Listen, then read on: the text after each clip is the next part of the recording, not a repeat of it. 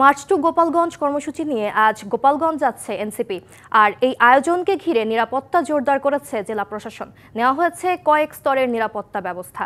সাদা পোশাকে থাকছে গোয়েন্দা বিভাগের সদস্যরা। সকালে গোপালগঞ্জ পৌরসভার উন্মুক্ত মঞ্চে পথসভার কথা রয়েছে। এদিকে স্থানীয়রা জানিয়েছেন, উদ্ভূত পরিস্থিতি নিয়ন্ত্রণে গোপালগঞ্জে চলছে ধরপাকড়। গ্রেপ্তার আতঙ্কে গা ঢাকা দিয়েছেন আওয়ামী লীগের নেতাকর্মীরা। এরই মধ্যে গ্রেপ্তার হয়েছেন জেলা আওয়ামী লীগের সাধারণ সম্পাদক সহ কয়েকজন নেতাকর্মী।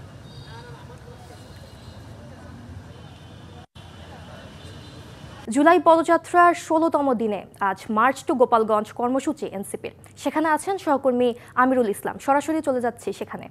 আমিরুল, কর্মসূচি এখন কোথায় আছে, নিরাপত্তা ব্যবস্থা কেমন দেখছেন, সব মিলিয়ে জানাবেন। মঞ্চে যে ঘোষণা, সে ঘোষণা অনুযায়ী কিছুক্ষণের মধ্যে হয়তো বেলা 11টা নাগাদ কেন্দ্রীয় নেতৃবৃন্দ যারা আছেন জুলাই পদযাত্রা তারা এখানটায় আসবেন। এবং যে নিরাপত্তা যে বলা হয়, যে নিরাপত্তা বলা হয় কিন্তু প্রশাসনের পক্ষ থেকে তৈরি করা হয়েছে। বিশেষ করে নগরীর যে জেলার যে বিভিন্ন স্থানে সেখানটায় কিন্তু যে পুলিশের যে উপস্থিতি বা চোখে পড়ার মতোই বলা যায়। এবং এখানটা নিরাপত্তার যে বিষয়টি সেটা হচ্ছে কি বলা যায়, নিচ্ছিদ্র নিরাপত্তা বলা, সেই নিরাপত্তা বলায় তৈরি করা যায়। কথা বলবো, এখানে রয়েছেন এই যে কি এই মঞ্চেরই যে অনুষ্ঠানের আয়োজক, কথা বল তার সঙ্গে। আচ্ছা, কি ধরনের আয়োজন রেখেছে বিশেষ করে আজকের অনুষ্ঠান কেন্দ্র করে? ধন্যবাদ ডিবিসি নিউজকে। আপনারা জানেন যে আমাদের জুলাই পদযাত্রা শুরু হয়েছে সারা দেশব্যাপী, এবং গতকাল পর্যন্ত বরিশালে আমাদের এই যাত্রা হয়েছে। আজকে সকাল 11টায় আমাদের কেন্দ্রীয় নেতৃবৃন্দ জনাব নাহিদ ইসলাম থেকে শুরু করে সাজিজ আলম এবং হাসনাত আবদুল্লাহ সবাই হচ্ছে আমাদের এখানে উপস্থিত হবেন। এবং আমাদের এই পদযাত্রা হচ্ছে গত বছরের, আপনারা জানেন যে রক্তক্ষয়ী জুলাই ছিল, সেই জুলাইকে স্মরণ করিয়ে দেওয়ার জন্যই আজ 64 জেলায় আমাদের কেন্দ্রীয় নেতৃবৃন্দ এবং স্থানীয় নেতৃবৃন্দর সান্নিধ্যে এই প্রোগ্রামটি অনুষ্ঠিত হবে। 25 বছরের ওয়ারেন্টিযুক্ত দীর্ঘস্থায়ী দরজা প্রোটেক্টর, আধুনিক ও মজবুত দরজা। এখানে কি ধরনের আয়োজন রয়েছে বিশেষ করে কেন্দ্রীয় নেতৃবৃন্দের?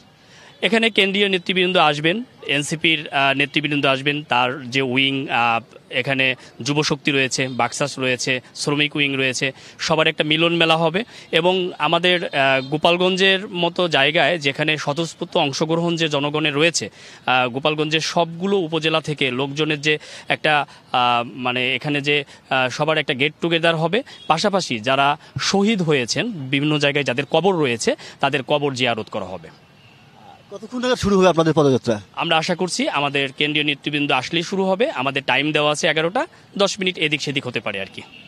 ধন্যবাদ আপনাকে। এবং যেমনটি বলছে, বিশেষ করে এই অনুষ্ঠান কেন্দ্র করে ইতিমধ্যেই যে মঞ্চ, সে মঞ্চ তৈরি করা হয়েছে এবং এখানটায় কিন্তু নেতাকর্মী আসতে শুরু করেছেন। এবং তারা কিন্তু যথাসময়ে যে কেন্দ্রীয় নেতৃবৃন্দ আসবেন এবং আসার পরেই যে মূল আলোচনিকতা সেটা শুরু হবে। এবং মূল আলোচনিকতার মধ্যে দিয়ে যাদের প্রত্যাশা, যে প্রাপ্তি, বিশেষ করে দেশ করা যে জুলাই পদযাত্রা, সেই পদযাত্রা আলোচনা শুরু হবে। এবং এখানটায় যে প্রবেশ দ্বারগুলি, সেখানটা দেখেছি যে নিরাপত্তা বাহিনী যারা রয়েছে তারা কিন্তু যে নিরাপত্তা বলয় যে তৈরি করেছে, অনুরূপভাবে যে জেলার বিভিন্ন যে স্থানগুলি রয়েছেন, মোড়গুলি রয়েছে, গুরুত্বপূর্ণ স্থান, সেখানটায় কিন্তু দেখেছি যে পুলিশের যে নিরাপত্তার যে বলয়, সেই নিরাপত্তা বলয় তৈরি করেছে।